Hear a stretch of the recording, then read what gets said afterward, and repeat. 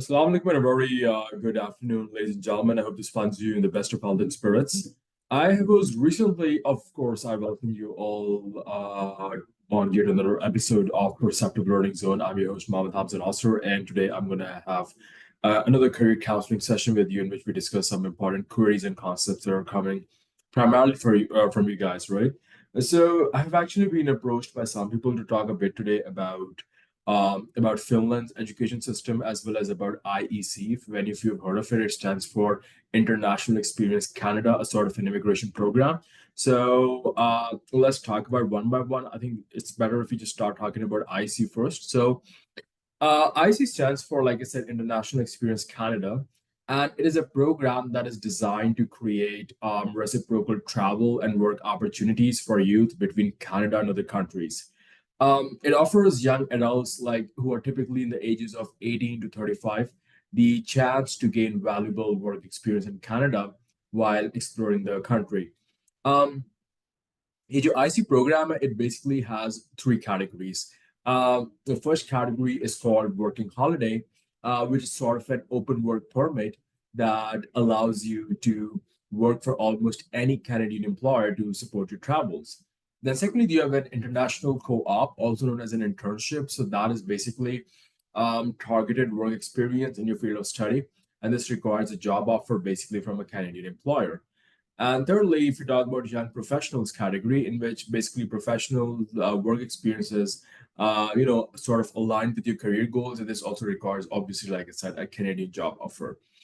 So you talk about eligibility for this program. Okay, well, obviously, if you talk about the age, it has to be between the bracket of 18 to 35. So age limits vary slightly by country.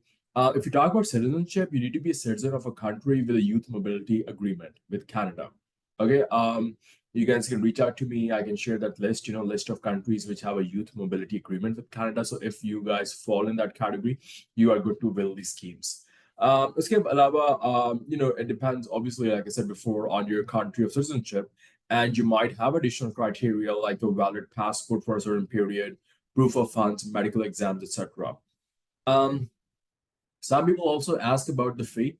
So the participation, the last I checked, and guys, don't take my word for it. This might change and all. I guess you just make sure you do your own research as well. So the participation fee is around 150 Canadian dollars. The work permit fee is somewhat around that amount, also 150. And then if you talk about open work permit holder fee, that is around 100 Canadian dollars, and फिर उसके बाद some cases में वो आपसे biometrics require करेंगे, so that could be around like 80-85 Canadian dollars. So remember, fees are four categories: participation fee, work permit fee, open work permit holder fee, as well as biometrics if required. How to apply? Well, obviously you have to check eligibility, right? Once you feel like your eligibility requirements are successfully satisfied, then there's a tool by the name of Come to Canada tool, right? This way you see if you're eligible for the IC program. आप देखते हैं कि आपका country जो वो youth mobility agreement offer करे Canada के साथ. I'm just going to attach those links in a bit, right, in the video. So in the comment section for you guys to access that adequately, right? And then उसके बाद you need to once you've checked your eligibility and you are all set to proceed, right?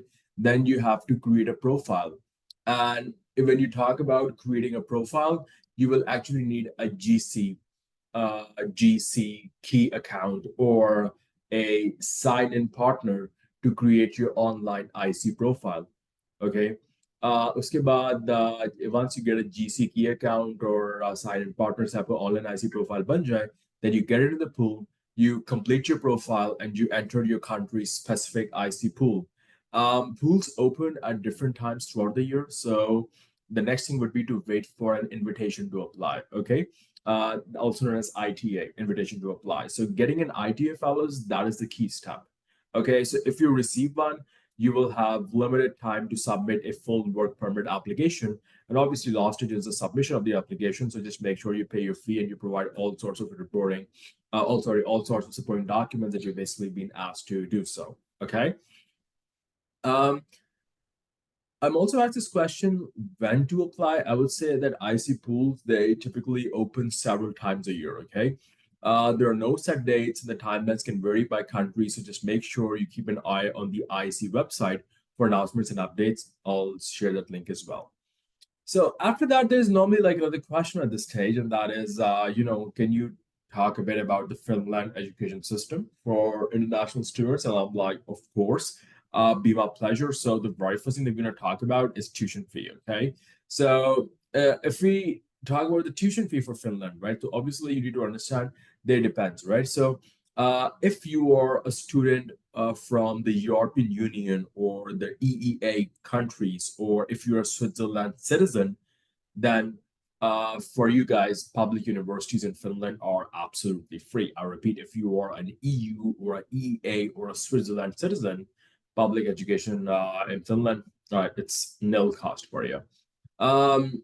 However, if you are not a student from the EU or the EEA, then you generally need to pay tuition fee. Once again, I'm just giving you a rough approximate. It can vary. It is subject to different circumstances, different universities' requirements, right? But these tuition fees can, quintessentially speaking, they can range from £1,500 to £15,000 per year. There are exceptions also. The programs that are taught in Finnish, obviously the languages here in Balkan, the programs that are taught in the Finnish or the Swedish language, they are free for all international students. Okay, and yes, like many of the countries, same goes for Finland. That there are many universities offer scholarships that can cover either some or all of your tuition fee. People then ask me about the admission criteria.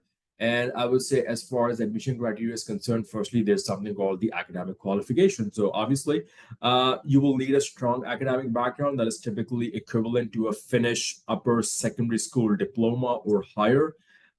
Then there are entrance examinations. Obviously, some but like I said, you have to check your university website, okay? But it can vary from university to university, but generally these are the basic requirements. Okay, the entrance examination. So some university programs may require you to take additional entrance exams. Then if you talk about language proficiency, okay, so most programs in English, they obviously that's a universal set rule. They require proof of English proficiency through tests like to tests like TOEFL or IELTS. So if you give an IELTS academic, it's valid, it hasn't expired yet. I think you should be good to go for most Finnish universities. Finnish or Swedish language proficiency that might be required for programs that are taught in those languages. Okay, so you have to check that. How to apply? I would say choose your program, research universities and programs that fit your interests and qualifications. After that, check the application deadlines. Okay, deadlines vary by university and program, so just check the websites for specific dates. Generally speaking, applications open in November, December for the upcoming academic year. Just make sure you prepare your application documents. These could be your transcripts, it could be your certificates, your CVs, your letters of recommendation, proof of English proficiency. After that, you apply online. Most universities have online application portals, and you may need to pay an application fee. And obviously, the last thing is to wait for the decision, right? Universities will assess your application, notify you of their decision. So I'll be sharing the part links in the comment section. Okay, please don't forget to subscribe my channel and share your feedback in regards to how you found this video to be. Thank you very much, fellas, and you have a lovely day. God be with you. Good evening. Assalamu alaikum.